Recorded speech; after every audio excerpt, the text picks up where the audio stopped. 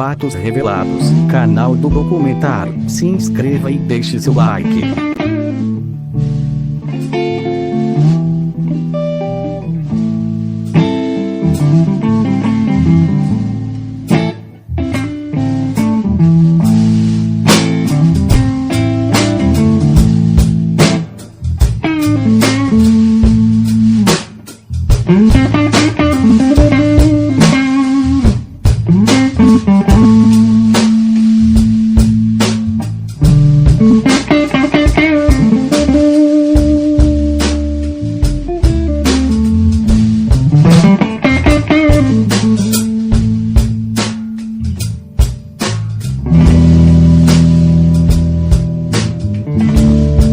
O Espartaco. Espartaco 109 a.C.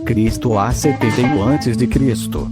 Foi um gladiador de origem trácia, viveu na República Romana e foi líder da mais célebre revolta de escravos na Roma Antiga, conhecida como Terceira Guerra Servil, Guerra dos Escravos ou Guerra dos Gladiadores. Espartaco liderou, durante a revolta, um exército rebelde que contou com quase 40 mil ex-escravos. Acabou por perder a guerra contra as legiões de Crasso, membro do primeiro triunvirato. O corpo de Espartaco nunca foi encontrado pelo comandante romano. A origem de Espartaco e a revolta dos escravos. De acordo com vagas referências de autores romanos, Apiano, Floro e Plutarco, Espartaco era de origem trácia e, por ter desertado de uma tropa auxiliar do exército romano, foi capturado e reduzido à escravidão.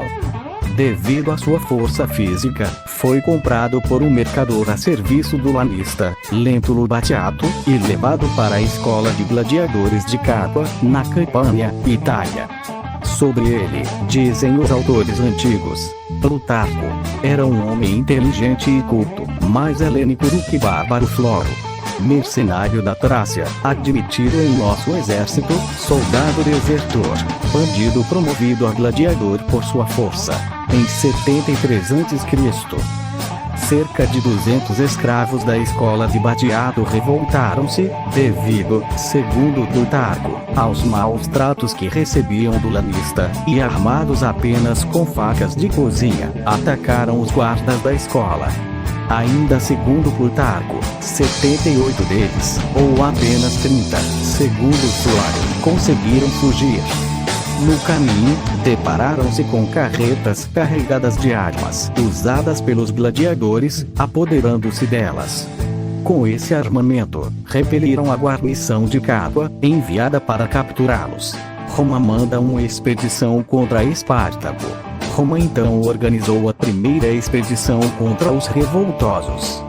À frente de 3.000 homens, o pretor romano Caio Cláudio Glabro, sitiados em seu forte, um outeiro de subida penosa e estreita rodeado de altos rochedos talhados a pique, tendo no cimo grande quantidade de videiras selvagens.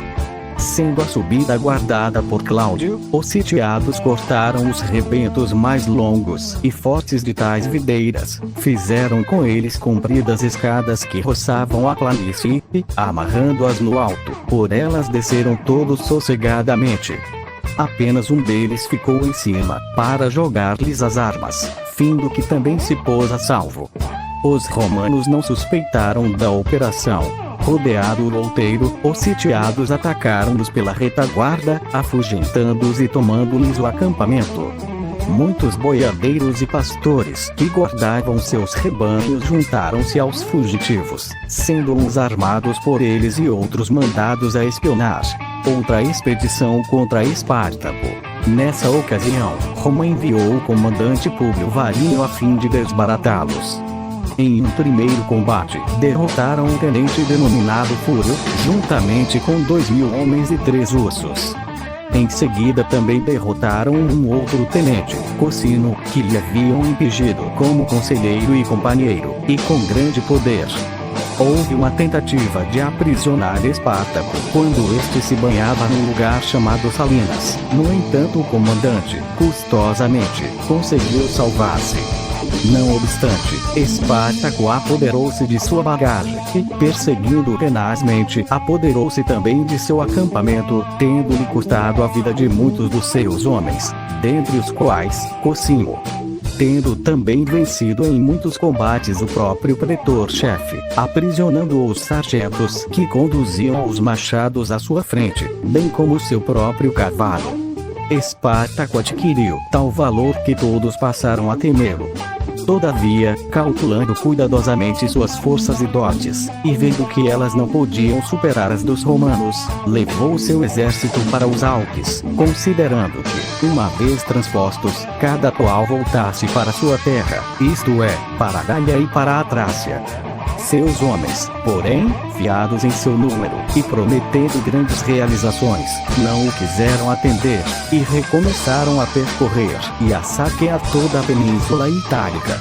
Roma encarrega aos cônsules de derrotar Espartaco, achando-se o cenário inquieto, não só pela vergonha e afronta de serem seus homens vencidos por escravos sublevados, como pela apreensão e pelo perigo em que se achava toda a Península Itálica, mandou para ali os 2 cônsules, como se fosse uma das mais árduas e perigosas guerras que deveriam enfrentar Lúcio Gélio Publícola, um dos cônsules, atacando de surpresa uma tropa de germanos, que por altivez e desprezo, se havia separado e afastado do acampamento de Espartaco, submeteu-a toda ao fio de espada.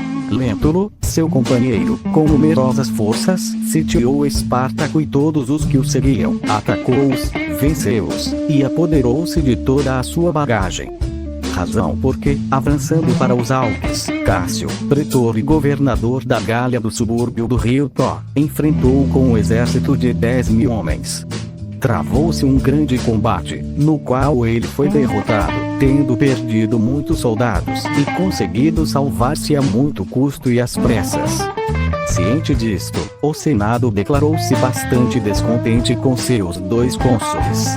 Ordenando-lhes que não mais se envolvessem nesta luta, atribuiu todo o encargo a Marco Licínio Crasso em 71 a.C., que foi seguido por numerosos moços nobres, graças à sua elevada reputação e à grande estima que lhe votavam. Crasso é encarregado de acabar com mitologia. Crasso foi assentar seu acampamento na Romanha, para esperar a pé firme Espartaco, que se dirigia para ali, e mandou Múlio, um dos seus tenentes, com 2 legiões, envolver o inimigo pela retaguarda, ordenando segui-lo sempre no encalço, e proibindo-lhe expressamente atacá-lo e escaramuçá-lo de qualquer modo.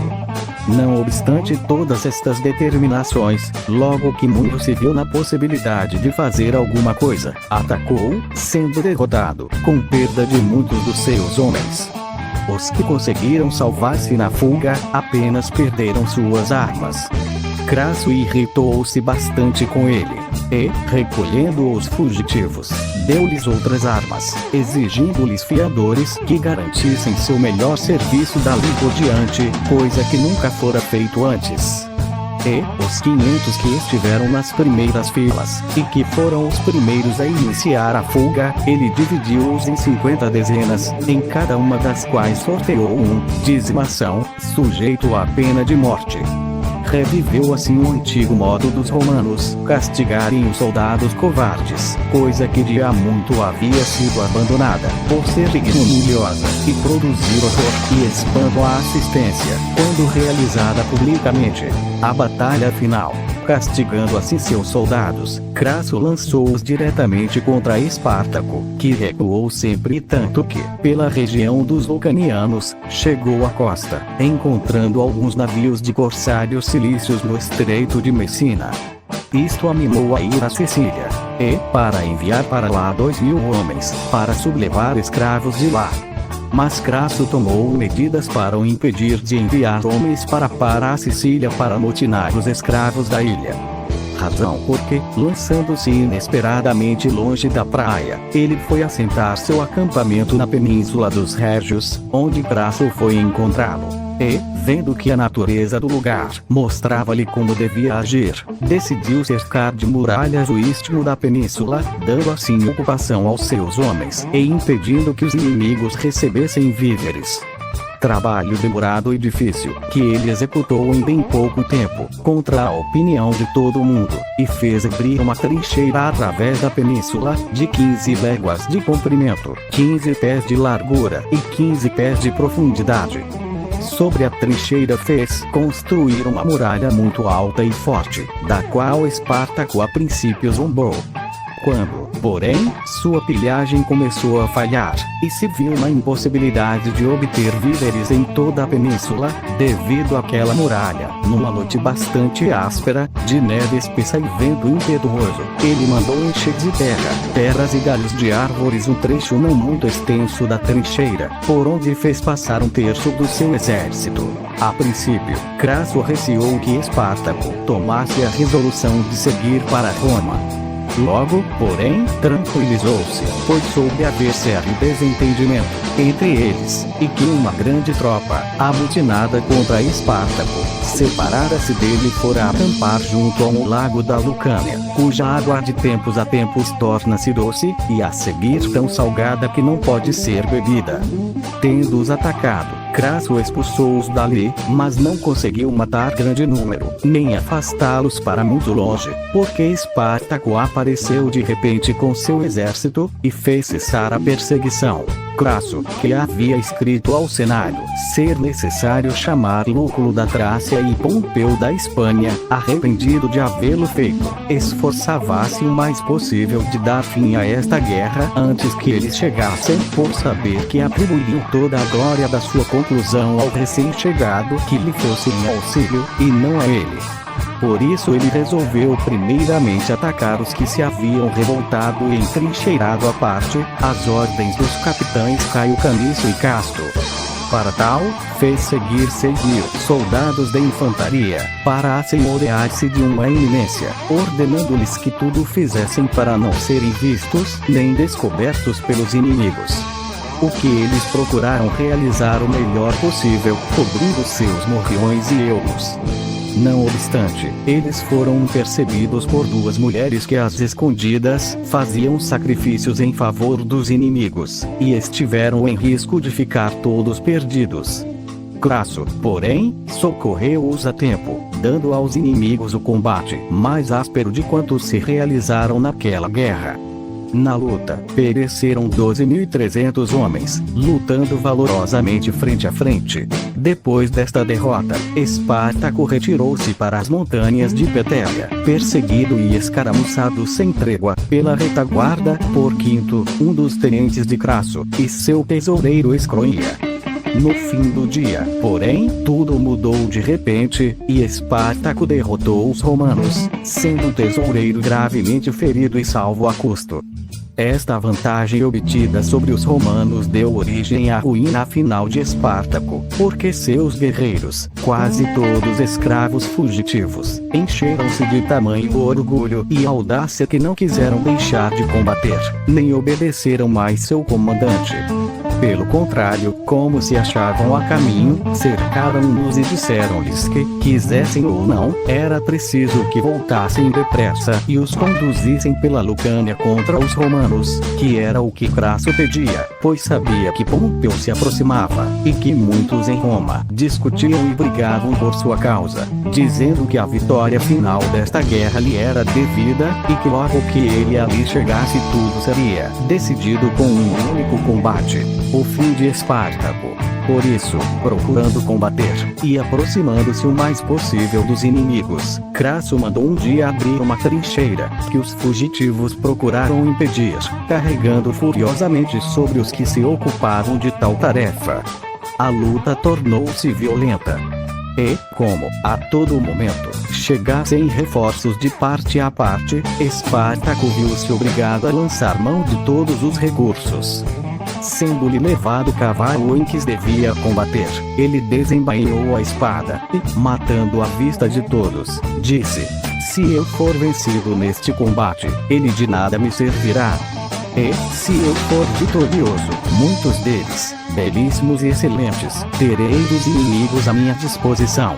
Isto feito, lançou-se através da pressão dos romanos, procurando aproximar-se de Crasso, sem o conseguir, e matou 2 centuriões romanos que o enfrentaram. Por fim todos os que o rodeavam fugiram, e ele permaneceu firme em seu posto, completamente cercado, lutando valentemente, sendo retalhado. Após a batalha, o corpo de Espartaco nunca foi descoberto. Sem sepultura, assim ficou seu corpo no campo de batalha. Não sabemos se Crasso se esforçou para descobrir o cadáver do comandante gladiador ou se, finalmente vencida a guerra, não se preocupou com esse assunto. Embora Crasso fosse muito feliz e satisfizesse todos os seus deveres de bom comandante e de homem valente, expondo-se a todos os perigos, não pode impedir que a honra do termo daquela guerra fosse atribuída a Pompeu, porque os que escaparam deste último combate caíram-lhe às mãos e ele aniquilou-os, escrevendo ao Senado que Crasso vencerá os fugitivos em combate regular, mas ele destruirá todas as raízes desta guerra.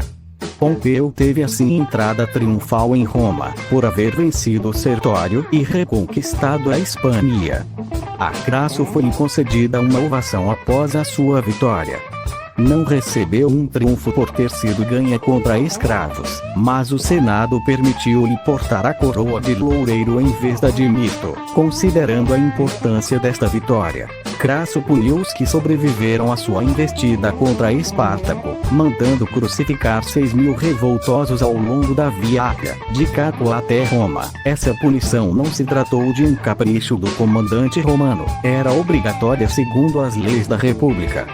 Crasso, que também negociava escravos, certamente que gostaria de os ter podido vender, mas o direito romano exigia a crucificação dos escravos revoltosos, e assim ele apenas fez o que as leis ordenavam.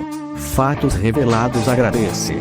Se inscreva no canal e dê muitas curtidas. Até a próxima.